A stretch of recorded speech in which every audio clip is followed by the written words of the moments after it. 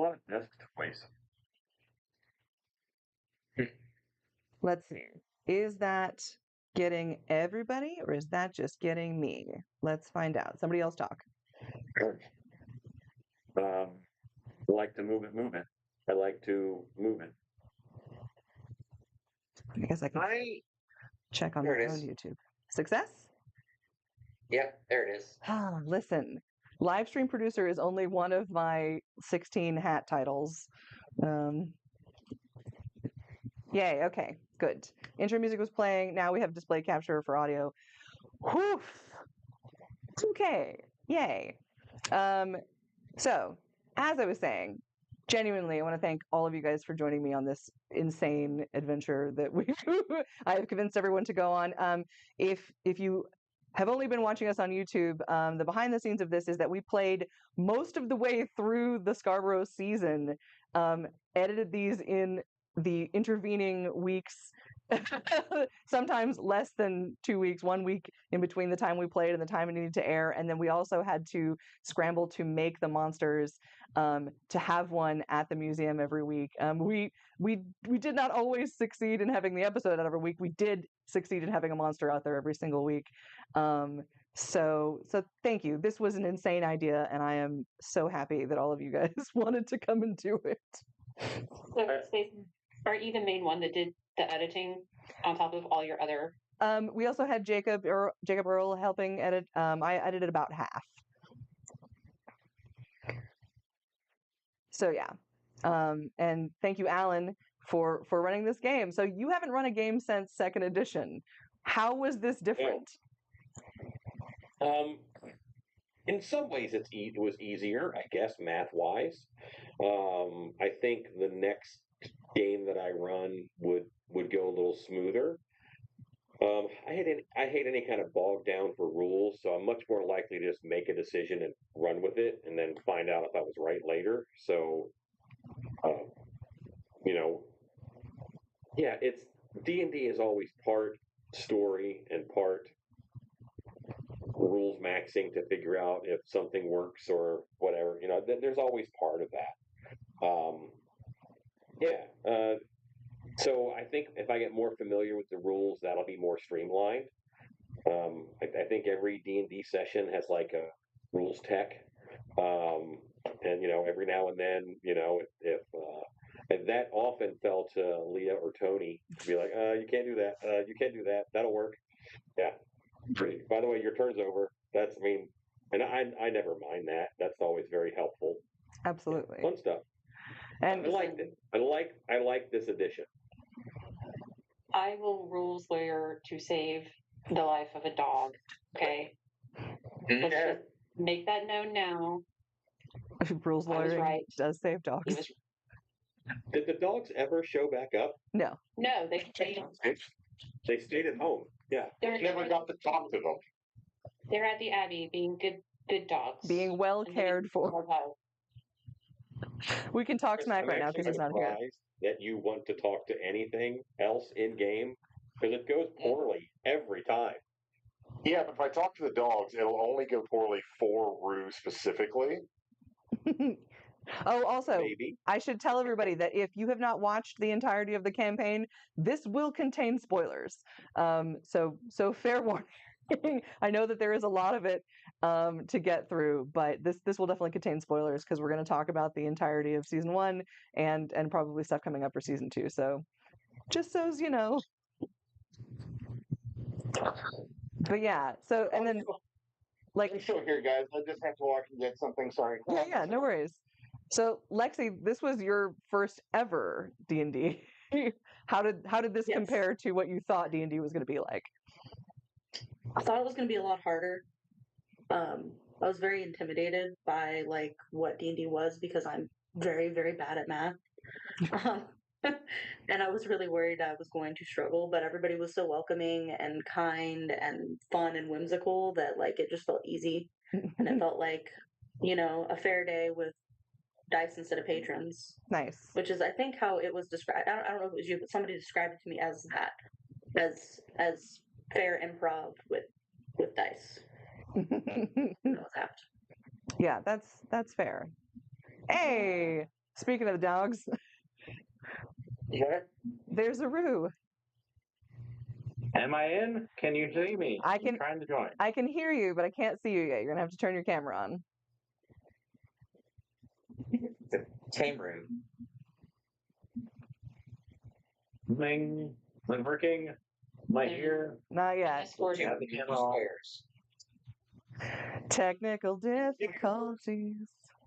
Well, we can hear you at the very least. Well, we we have you here anyway. Thanks you. A camera near you. Yeah. So, without further ado, Rue Newman. Yay. Hey! He does exist. So, Rue, it's been a really long time since you played D&D. Yeah. Yeah. It had been about 20 years before we started this campaign. Dang. Not longer. How was it getting back into it? Weird. Especially considering it was hard for me a lot because the rules have changed a lot and the way the system works is very different. So, but I think this group helped me through that a lot and made it a lot of fun. Nice. Rue, was your last campaign Murder Hobos?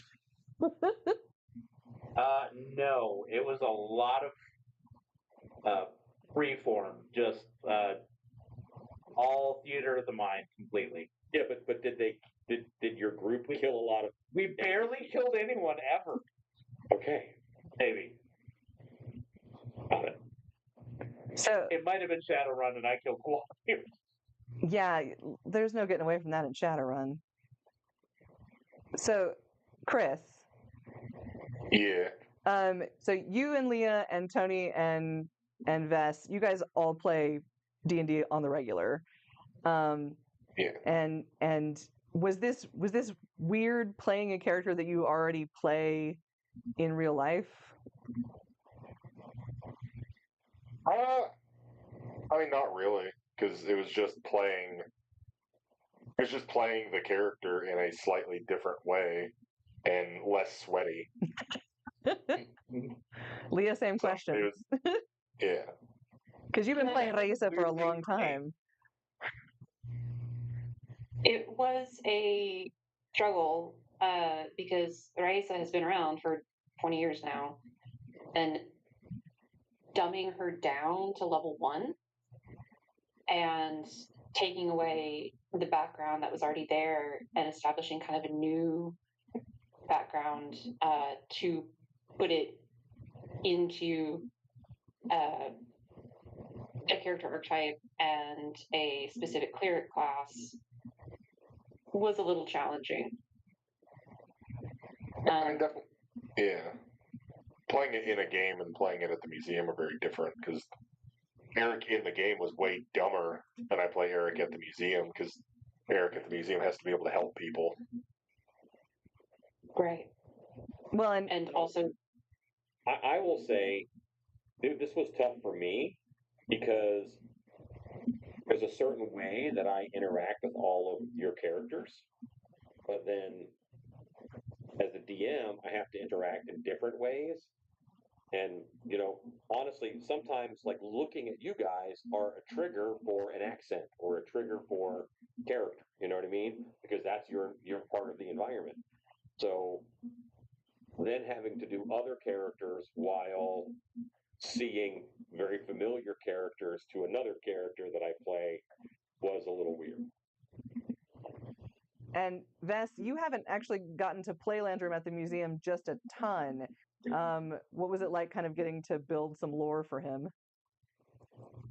Oh, it was an absolute blast because a lot of whenever I was making Landrum, I kind of wrote him out in a bare bones because I mean I've only played him prior to this season only once at the museum. So getting to know him a little bit more and also getting to know him on the fly was a true pleasure. Nice. And Tony, The same experience as Vast. I was gonna say, but you've been playing Mark Anthony for a really long time. Well, it was. This is the same name, different character. Okay, okay. Because the Mark Anthony that I played in the mid '90s was not a wizard. So this was from a scratch. Mid '90s wasn't that long ago, just to be clear. Tell yourself that. Okay, so Alan just sent me a couple of days ago a sketch of the original concept art from the Monster Museum from, you said 1996? Yeah. So when did the museum start like as an entity? Because this is the setting As that we a play in. concept or as a physical thing? As a physical thing. 2005. Okay. Yes. Shannon and I got married in November of 2004. And when I was on my honeymoon, I called the GM of the fair at the time, said, "Hey, I want to do this thing. And, give me some space," which was not the way that it's normally done. I guess I went around. I didn't know that. But museum has always kind of existed in a weird pocket dimension of fair. And that next year, '05 was the first year, and we were in the bottom of the castle. We didn't have our own building. Oh, okay. Yeah, the castle is 3 levels, which is their haunted house museum thing they've got now. Three levels, and the lower level was the Monster Museum. Nice. So what came first, Magnus Crane and Sir Daniel Raptus, or the museum? All at the same time. Oh, simultaneous. Ooh, ah. Totally at the same time. The original concept was, which, boy, we abandoned this before we started building anything. But the original concept was this would be traveling for Renaissance festivals, and Dan would play a monk who used to be Sir Daniel Raptus, but is now older and retired. This is what 20-year-old Dan wanted. Older and retired, so he's going to put like gray in his hair and stuff. And I was going to play a troll on the inside. But then we both, so that we could get breaks and switch, Magnus Crane was me, and then he had a ogre or some kind of a character that we never really fully developed at all that he was going to do inside the cage. Nice. Yeah. So all of that was one concept. And it was, I said, I told Dan, I want to do like a museum for monsters. And he said, well, it has to have superheroes. So that's the reason why there's Monster Hunters. I would have just done, look, monsters, which is fine. But, it certainly does add another element, having the superhero Monster Hunter element into it. Nice. So referred to as superheroes. I like that. Well, after this, we're definitely superheroes because now, like, almost all of us have some degree of magic involved, which is awesome. So, and Leah, how long have you been at the museum? Yeah, Tony. Leah, how long have you been at the museum? And have you been Raisa the whole time? I've been Raisa the whole time. Raisa was actually a character that I played while I was on performing company at Scarborough. And I had the stuff, so I was like, well, whatever. Hello, Wolfman. She so she just, switched over to studying under Sir Daniel Raptus and doing the ghost thing. Because it fit for the character at the time. And that was girl. In the before time? It's somewhere in between.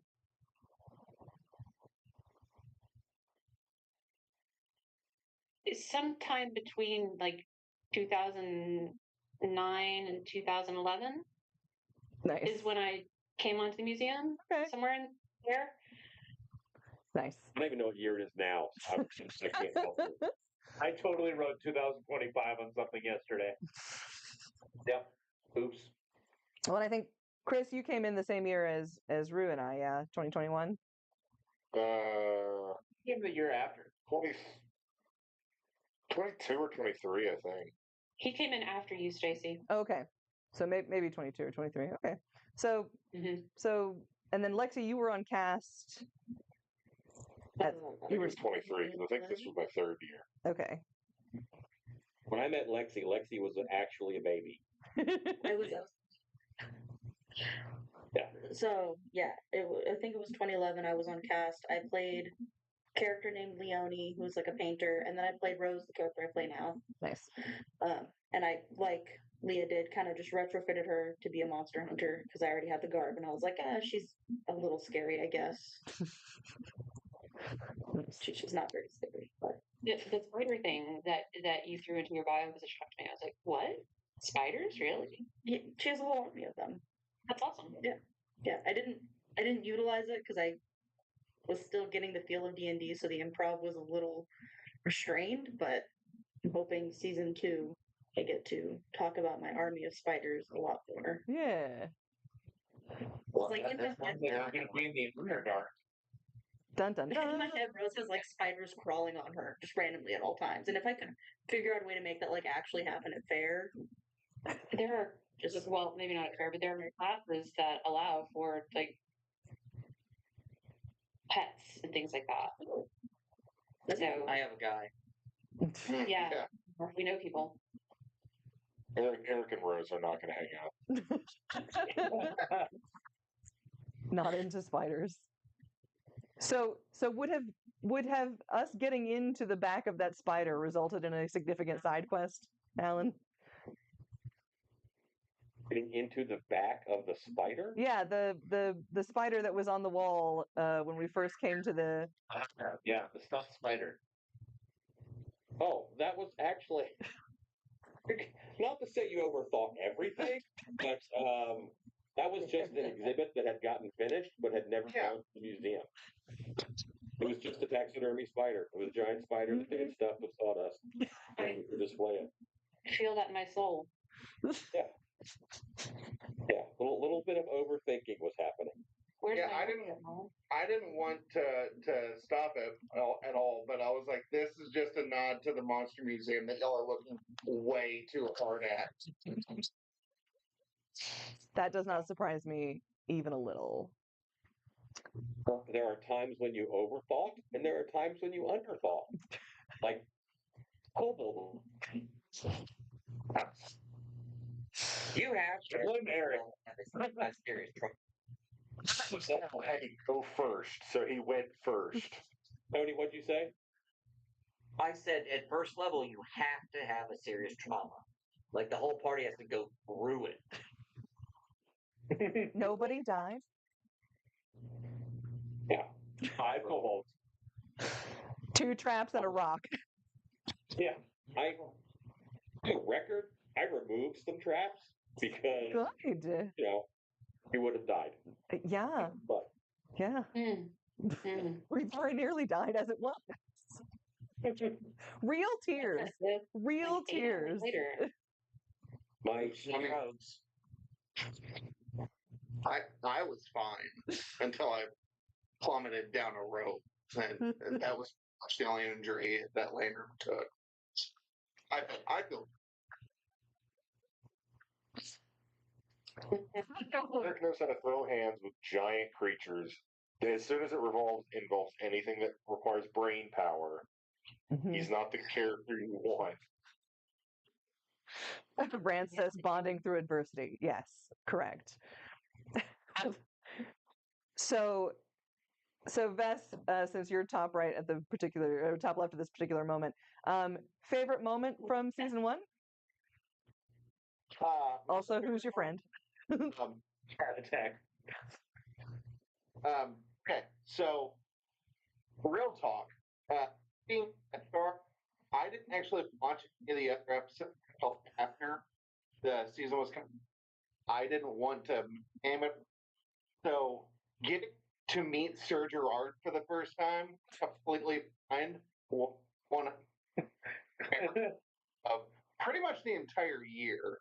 Because it's like, is that donkey? Why does donkey on? It has a Don't worry about it. He's a good guy. what's happening here? And so that was my favorite part of season one.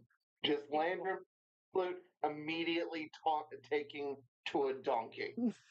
I think we would all die Yeah. for that. Key. All of us Yeah, would die you for didn't that double donkey. take or anything. You were like, okay, they trust the donkey's good. Once you see a donkey wearing boots with a knife in its mouth, you're like, things exist, and it's like everything that Landrum knew up to that moment about his life questioned. But donkey.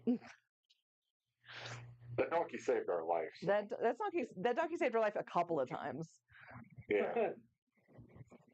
I will talk to him one day. Okay, Alan, we'll come back to you last. Chris, same question.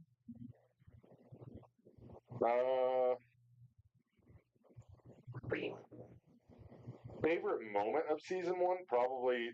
I really like. Favorite moment probably would have been fighting the giant gorilla, but I had personal emergencies and everything. I had to leave. So it was probably like fighting the Hydra, because the whole point of Eric is to be a tank, and I felt like that was the fight that he got to do that the most in, because he got bit like 7 times all at once. And he was doing fine. I only had to get healed a couple of times. Nice. But that was fun. Fighting big monsters as the tank is always fun in anything ever. Nice. I used that as part of a bit at the Monster Museum the next weekend. If you look real close to the teeth, you can still see little bits of Eric in there. All right, Leah, same question. I mean, I liked it when I got to throw down with the Seer Undead, of course, because that's the so with light cleric, and so that's the whole big cleric thing with a little fire thrown in for good measure. So that was fun. Nice. Lexi, same question. When Alan crawled under the table and we had a conversation through and my favorite part was I forgot my notes. I didn't need the notes. Yeah. Mm-hmm. Mm-hmm. But just a little side comment. It got me when I watched it back. I giggled really, really, really hard. I was like, oh. Nice. So yeah, that was cool that I got to use like a magic ability, and I got to incorporate the spiders like very slightly, and that was like yay. Nice. Rue, same question. I'm actually torn between a really fighty moment that was actually pretty awesome, which was fighting all the undead with Anthony and actually getting some really good kill after kill after kill, getting the whole fighter chain thing going, and my favorite moment of somebody else, of Stacy sliding underneath the wire to foot save my dogs. Lay on feet. Lay on feet. Nice. Tony, same question. I liked all the food. That was nice. We had a buffet table at the very first. That was good, and I got to eat a lot of snacks. That was a really good time. Good.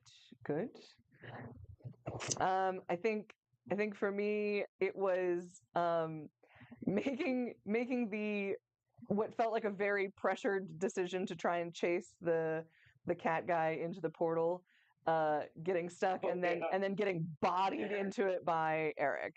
Like just like in my head, I see that playing out in a slow motion with like dun dun dun dun dun dun dun dun dun dun dun. Just full sending it into the locked portal. No notes of he's going, okay, what are you doing, and I'm like, okay, fine, I'm gonna go ahead and do it. I'm jumping, I'm going for it, and then just having it go so wrong. Cinematically wrong. It went cinematically wrong. I think that was my faves. All right, Alan, favorite moments. I've been thinking about different pieces the whole time. It's probably moments where I got to like explain the wider world a little bit because there's so much going on that you're just not privy to because you have a little piece of it. That I definitely want to see more of Tom the Ninja. Like I want to see more of him and his adventures. But Yeah.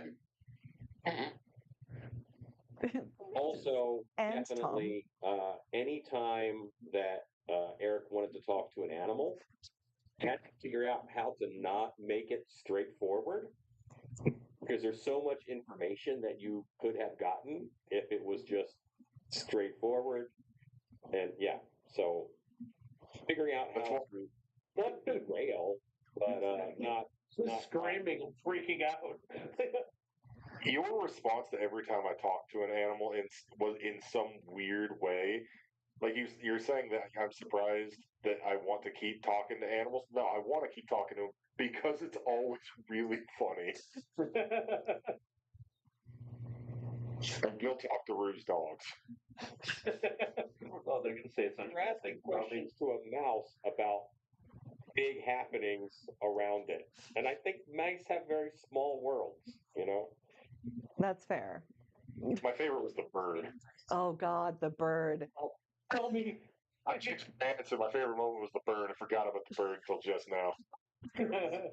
Oh, see, you were talking to an animal with two brains in there. Yeah. So, and you wanted to talk to your spell was to talk to the animal, not to the Person entity driving the animal. inhabiting the animal. Yeah. Yeah, I liked the way you played that out. Yeah, that was really fun. So for our season 2, my first question is, do we want to carry on with, like, for the very next thing we play? Do we want to carry on with a Monster Museum focused game, or do we want to try and pivot and do something more like Dark Hour focused, maybe even in a different system, or have somebody else run? I know Chris has. I'm looking at you in character.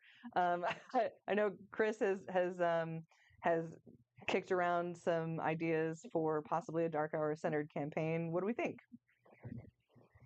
Love that idea. I would absolutely love to do Dark Hour themed campaign.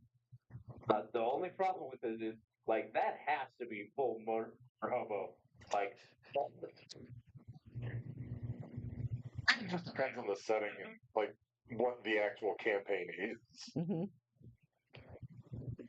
If Sometimes I would imagine the witches would get upset if you're killing everything you see because they need more acolytes, they need more followers. mm-hmm. if Chris runs it, Alan, would you be open to playing in it? Oh yeah, absolutely. Playing is way easier. Okay. Now I know that we've got like Leah, who doesn't have like a character per se, a one-to-one character that you play in the show, and Vess, same deal. Would you be interested in playing in it if we're just coming up with something that is unique for you guys, as opposed to, well, Tony too, I guess, that you don't have a designated character here. Would you be interested in coming up with a character? Yeah. Well, the opportunity to play more D&D? No, I don't think I like that. I mean, okay, but have you looked at Grim Hollow? No. And also, Ravenloft just dropped a new expansion too. Yep, So, they sure did. And there's some juicy stuff in there. oh my goodness, there is. The Flesh Stitcher looks really fun. Alan is scooting away for just a moment while he's gone. No. well, away. But yeah, I kind of like that idea. Not that it wouldn't be awesome to have another round of Here There Be Monsters, Because we need to. because we definitely do need Yeah. to. But I think it wouldn't suck to get a quick little, and without the pressure of having to necessarily have the same kind of release schedule that we had for this, and we definitely would not be playing, late into the season with this, because my goal is to try and get back up on the horse pretty quick. I mean, Good, sweet. if we wanted to do something Dark Hour themed, the time is now. Mm-hmm. And then after that, right at the beginning of the new year, then we could spin up all the Monster Hunter stuff again. Yeah, and then that would give us plenty Sure. of time in between then and season. But yeah, that's kind of what I was thinking, because I'd like to get us into a selfishly, because I want to play D&D more. Would be nice to we had a couple of weeks of break. I'm very excited to have everybody back here to kind of just chat about stuff, and then see, maybe we in a couple of weeks, let's get on the other side of min-maxed, and Can then you talk about yes. about that? So Min-Max season 2 is filming here soon. I can't talk about specifics dates wise, but soon. And we're working on the set. So when we start getting the okay to release more details about that, we absolutely will. But when we get on the other side of that, we should definitely pick this right back up. I think would be my thought. I don't know how much of that you could hear, Alan, or if you had run to the Gentleman's Executive Lounge. No, I'm at work, so I got called away for a second. So. Oh, no. So 3 sessions, 3 hours apiece every week. You're good for that, right? Yeah, all you show up. Yeah. So what we were thinking is doing once we get on the other side of our current crush of activity, picking right back up with a Dark Hour themed game that we don't have the same kind of pressure to create stuff for, and not necessarily the same kind of pressure to have that same aggressive release schedule. I too would like that experience as a DM. Yeah. So let's do a second season of this without that constraint. Yeah, and then once we get on the other side of Haunt season, we can pick back up with the Monster Museum campaign, and before we get If we that off at the beginning of the year. Summer Maple asks, if you play a Dark Hour themed game, are you playing witch hunters, or are you playing as acolytes as one of the witches? Acolytes. Probably You have to be acolytes. baddies. Yeah. Yeah. Oops, all bad guys. That would be fun, I think. I rarely get to play a bad guy. Like, I mean, even the character that I play here is not like a bad guy. Calm it down there, Suffer. Yeah, he wants to play Suffer, but the only thing that Suffer says is hi. We started talking this last year, so I think it's time for Suffer's vocabulary to break out a little bit. Flex your improv muscles. Much scarier when he just says hi. Sure. You could totally play a D&D. I had a friend who played a character that was mute the entire time, so everything he did had to be through body language. So you could totally do it. Sounds like fun. I'm trying to think of how you would do that in the context of filming it. You'd have to have your own camera. We have cameras on us. Yeah. Plus, you can describe. Like, we were playing online as well, so you'd have to describe a lot of the things he was doing at the time. Fair. So. Not the easiest, but it's possible. So for our second season of Here There Be Monsters, whenever that gets filmed, Beginning of next year. Beginning of next year. Will we get to? I know that we're going to meet Sir Daniel Raptus at some point in the Underdark, as he has summoned us forth. But if he's still alive, provided he hasn't get there late, and he could be dead. okay. I- You're just the Dan would beginning. be so I did mad. say encounter. If Dan's watching this, we're in trouble. Yeah. Just for saying that. What a um, big swing that would be to kill Raptus off screen. Everyone would be so excited. What great Everyone would go buy the comic book to see how it happened. that's true. um, There goes Chris with the cross marketing. That is damn. Yeah. And it's what. there you go. In 10 days from now, the Kickstarter for Hunter and Hound drops, so everybody should go check that out too. We're building our weird little Marvel extended universe for the museum, because we've got the museum itself, we've got the Swordby Studios game, we've got the appearance of Magnus Crane in the Sellsword Arts universe, and now we've got Hunter and Hound, so there's a comic as well. Where do we go next from here, Leah? Can you throw all of the pertinent links in the show notes? Yes, I absolutely will throw all of the pertinent links in the show notes for the Kickstarter for Hunter and Hound, for the Monster Museum, all of that, all of the things. So will we get to meet Magnus Crane? Because we didn't actually meet Magnus at all during season 1. You saw his back. That's true, briefly. Yeah. Yeah, the initial overlay that we had in OBS had you labeled as Magnus, and I was like, but he's not playing Magnus. All of us have our character names except for Alan. And at one point, you guys talked about being in costume, and I'm like, I can't wear the costume and play like 12 different people. No. You know? He lives in Yeah, the costume. That would be.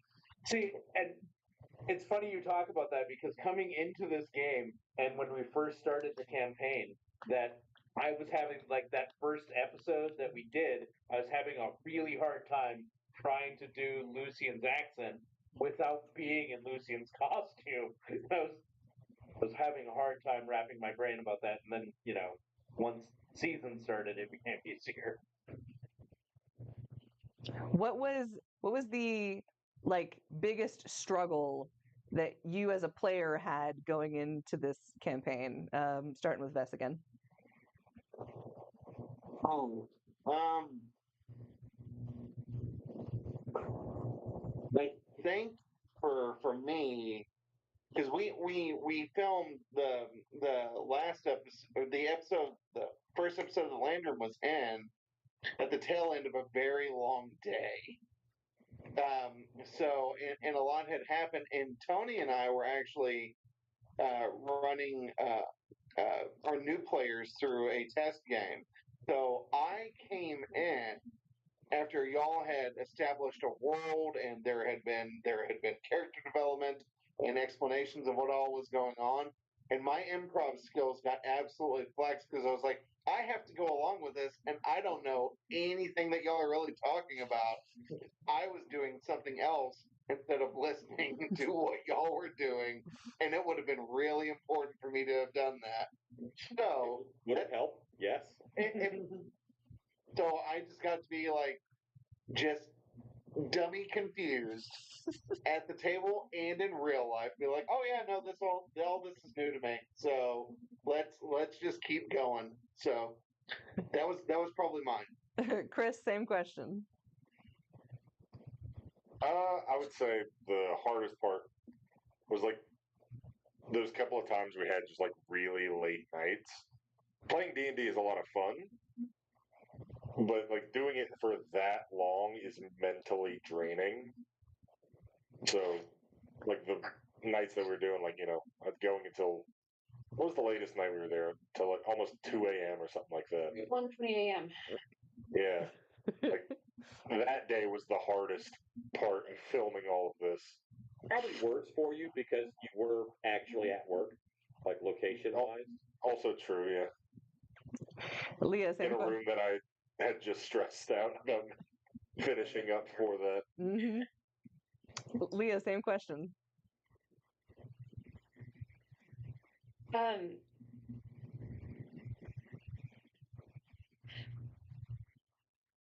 Sifting through the knowledge that we have from working at the museum as long as we have, and so like, oh yeah, we know blah blah, but does this particular iteration of the character know that? No. And also, at the time that we're playing too. Yeah. exactly. And also dialect bleed because Bryce kept going English, and I blame Agnes. Sorry, not sorry. Lexi, same question.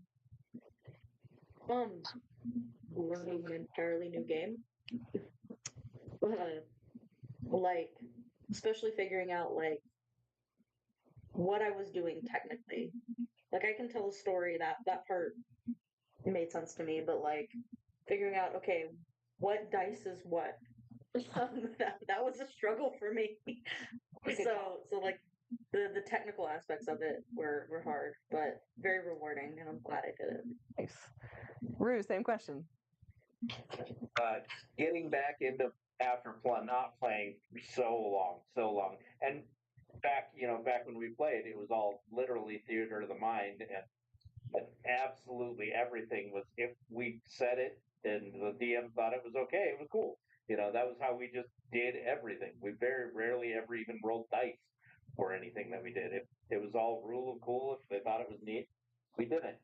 And then also with the dialect, that was constantly coming in those first couple of games, getting back into trying to speak, and knowing that I was on camera, and trying to like not freak out about sounding super weird trying to do a French accent while speaking as my character at the same time, and not tripping up on everybody else's accents rubbing off on me at the same time also. Fair. So Tony, same question. Talking loudly and clearly and slowly enough to be heard and understood on camera. I definitely didn't notice until after my very first episode that it was easy to miss anything I said because I talked too fast, I talked too quiet, and I didn't grab a silent space. Leah. So, are there any technical changes or improvements that we can anticipate for the next iteration of Sword Beast? We've definitely learned a bunch from this, and we will definitely be making some updates to our filming setup, to our editing process. My personal biggest struggle for this entire season was absolutely the editing of first off, I think before I started this season, I had edited like 4 or 5 videos ever, like for long form videos, especially like still the YouTube Wednesday stuff. I had only done a couple before we really got started into this. To then go from I've done a couple of these 5-minute YouTube Wednesdays to feature film length multicam editing was a huge shock to the system, and getting through it was a huge learning curve. So hopefully we go into the next season of this a little more with a little more ease than we had previously, and I do intend to recruit some help for that too. So hopefully it won't be quite as daunting. And with any, knock on wood, with any luck, we shouldn't have as tight a turnaround either. So it's that it was staying up until 2 o'clock in the morning playing D&D, and then staying up for several days in a row till 2 o'clock in the morning editing D&D.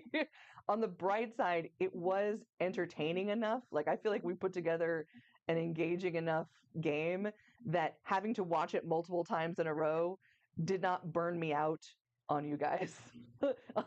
Like I have watched this 3 or 4 times in a row just to get it edited. I've played it once, and then still going back to watch it when it aired felt good. Like, felt worth watching.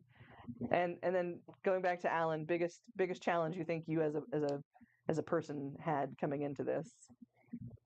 Without doubt, the game had to hit certain beats so that you had to fight this monster. It had to show up that week at the Monster Museum, and that was the hard, making sure that it was different enough. mistakes, campaign-wise, and I am anxious to do it again to fix it. Another challenge was first 3 episodes were filmed before I saw the first, so I knew, oh, that thing that I did that sucked, and I'm going to see it 2 more weeks in a row before I can do anything to fix it. That was difficult too. But no, hitting the beats, making sure, because normally my campaigns are very open world, and whatever you guys decide to do and wherever you guys decide to go, this was the most railroady I've ever had to be, which was nice because that's a different form of creativity, but be sure to like open world playing. We did build you a very small box to run this in. But Leah. haven't you said in the past that constraints force you into some creativity? Sure, absolutely. They do, yeah. But also not constraints is fun too.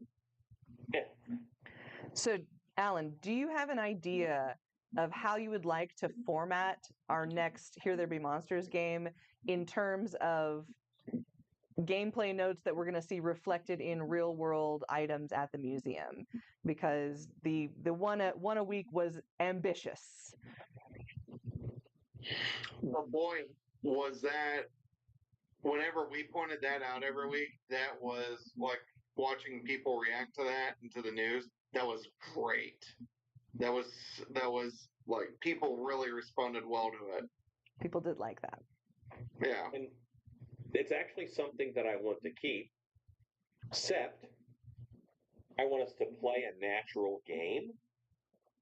And then after that campaign is finished, that's when we cut it up. Opposed to, okay, this week I know it's got to be this, and I have to get them to this monster. They have to beat this monster, and then and then do a little bit of a wrap. Whereas, yes, we'll have cliffhangers. I think for this second season, whenever it happens, we'll have cliffhangers, but that means that we can decide more natural beats to hit as far as where we end those monsters and whatnot. Nice. I'm excited. So I guess we need to start earlier. Would be the solution on that. No, I think Yes. January 1st is good, and then play once a week, 2 hours, January, February, and 2 hours. yeah. Short session. Yeah. If people are on time. Listen, I'm going to take every single random encounter table away from you. On the one we might do more soon than that, where we get to play bad guys, where do you want to hang the mounted hero heads?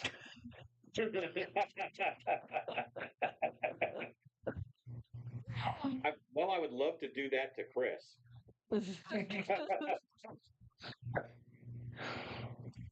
I had a nice spot in the tavern saved for Sir Daniel Raptus. God, you'd have to make his neck a foot long just to accommodate the hat. Well, now it's interesting because since we know that the Dark Hour universe in the Monster Hunter universe is the same since we ran into the Coven. That's true. Well, so the building the Monster Museum is in, all right, the big stone part of it, was actually a hag's.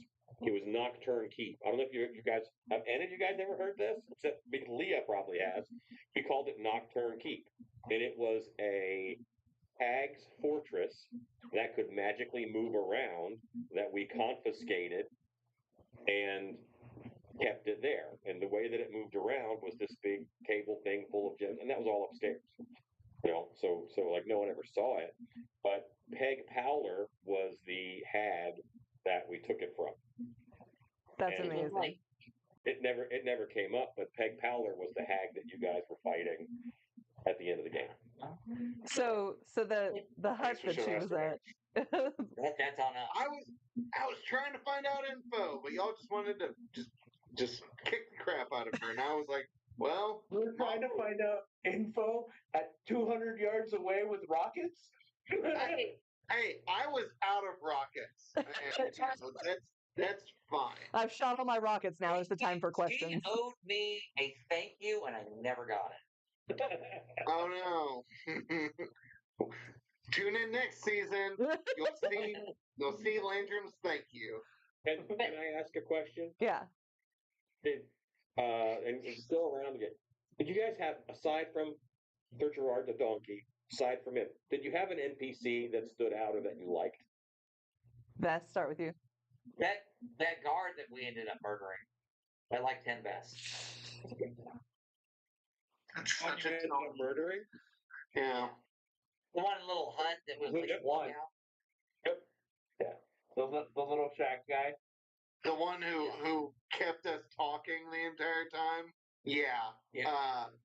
I won't say that he's one of my favorites. It was fun to watch him die because it's like, oh man, can we just put a mute button on you? Live. I understand, but like whenever like as somebody who does like interviews and has done interviews with people who have stolen things and done things, I'm just like, this needs to be short. This is too long. We noticed. Yeah. So I think because we kind of went straight into in my first session, we kind of went straight into the to the kobold fight. But I found the gentleman who brought us to our keep or to our rooms entertaining because him asking is like, "Hey, did you know this monster hunter?" Is like, "No, we didn't." He's like, "Yeah, I think he died." It's like, "Oh, okay." Are Was you that talking about the body Yeah. retrieval? Yeah, it was 12 years ago, and it's like, oh, This is the brother at Mount Grace. yeah, yes, the brother of Mount Grace. That was 100% like just the odd, gave like the complete odd neighbor energy. It's like, oh yeah, do you like this? It's like, oh yeah, it's great. It's like, I hate it. I hate everyone who hates it. And it's like, oh, I'm okay. That was just the vibe that it gave me, and it was a lot of fun to have Alan play that character. Leah, do you have the name? That's Brother Menon. He's the abbot of Grace. Well, since Chris is AFK for a sec, Leah, do you have a fave outside of Sir Gerard? You know, I have a soft spot for Grell. Yeah, It's his heart. he's trying. Lexi? I like Maddox, the Undertaker's assistant dude. Like panicked and we like tortured him. Mostly Brew tortured him. I thought that was really funny interaction, and watching Alan play like a slimy, wormy little dude was quite entertaining because I've never seen Alan play that type of character before.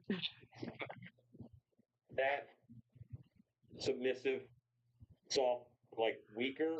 It's a little counter to my nature. Yeah. So the juxtaposition was really interesting to see you like excel at that character. Chris, do you have a favorite NPC outside of Sir Gerard? Outside of Gerard? Yeah. Well, that's not fair. The crow. Yeah, probably the crow. The crow was, I felt so bad for that poor crow. All right, Rue? Any of the animals I got to talk to was pretty great. That's true. Rue? Grell? Yeah. My buddy. I feel like he's going to be very, very. Either Alan's going to get him killed, one, or he's going to be very useful in the future as far as a NPC character for us. Okay, Tony. Oh, I already gave mine. Oh, Mine yeah, was the that's true. Mickey.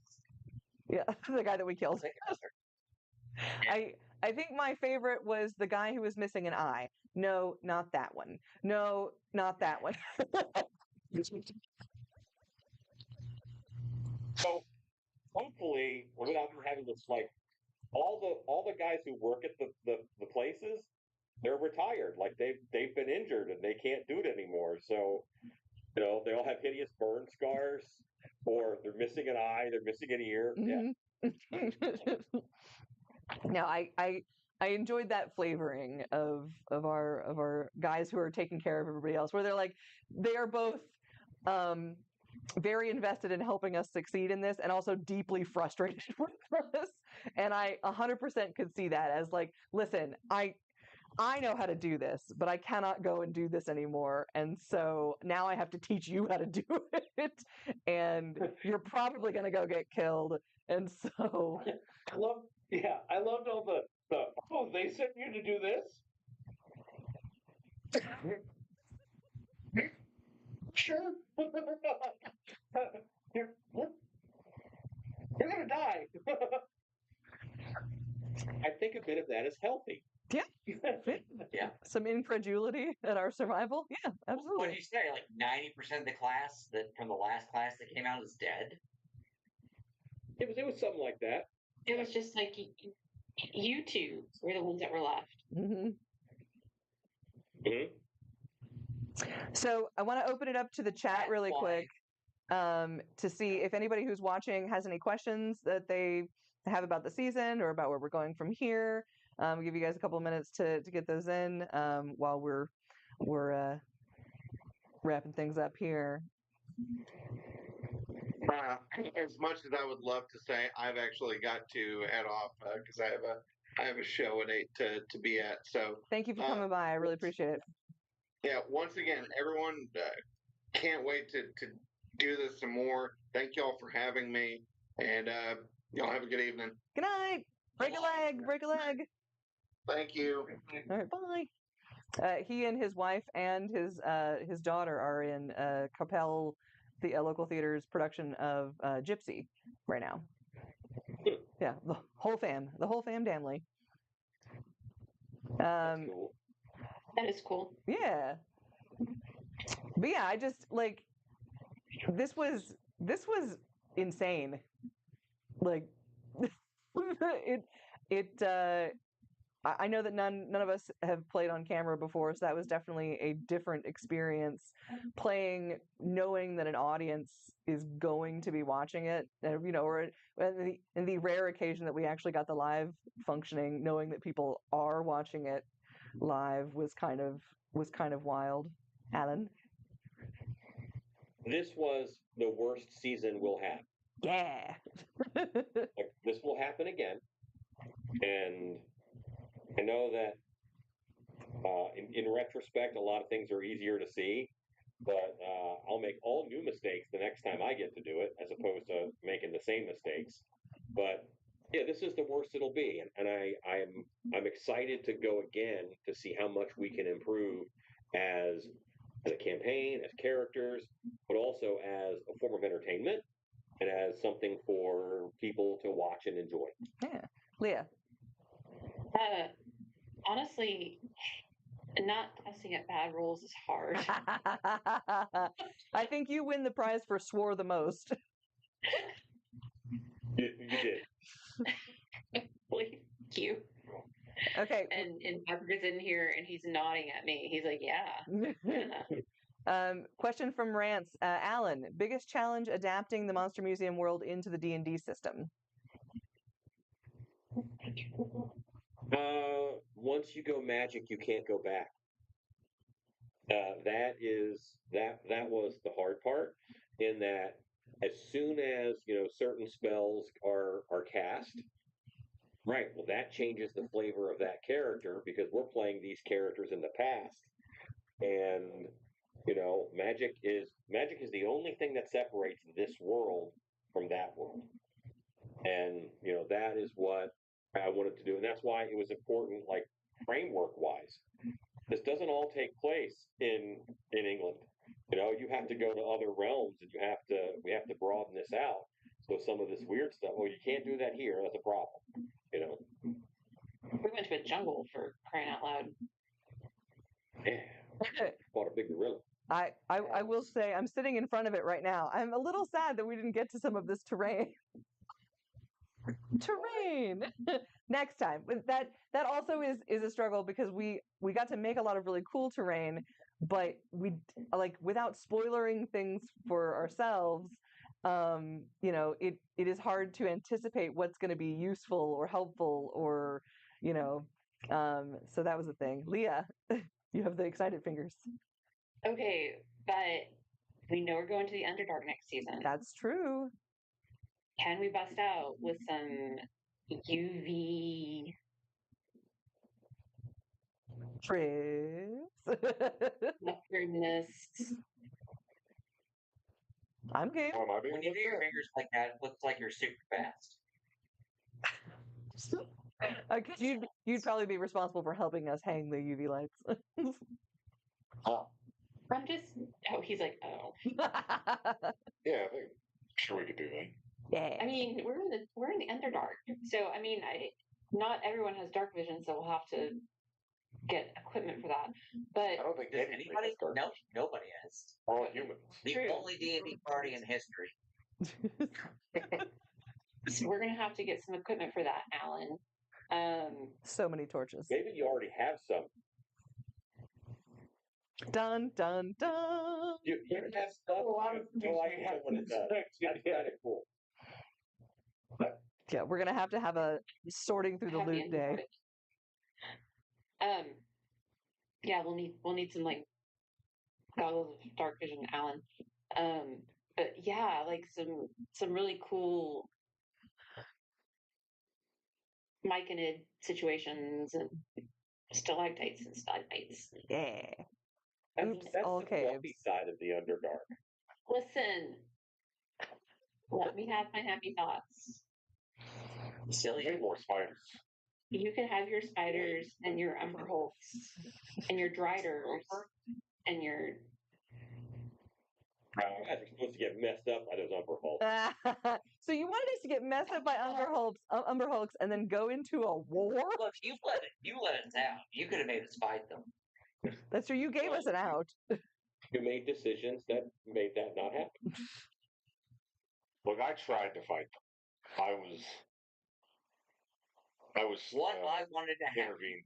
what I wanted to happen was for me and Eric to be stuck to face them, and I wanted to jump in front of Eric, cast fear, then hide behind Eric and have them run away from Eric. I thought that would have been hilarious. Eric 100% would have thought it was him scaring them away. Mhm. Let it be known that House Hawkins' motto is for the bit. Okay, so I'm going to open it up to everybody here real quick since I think the comments are pretty well chilled out. Any other questions for Alan or for me or for anybody else here?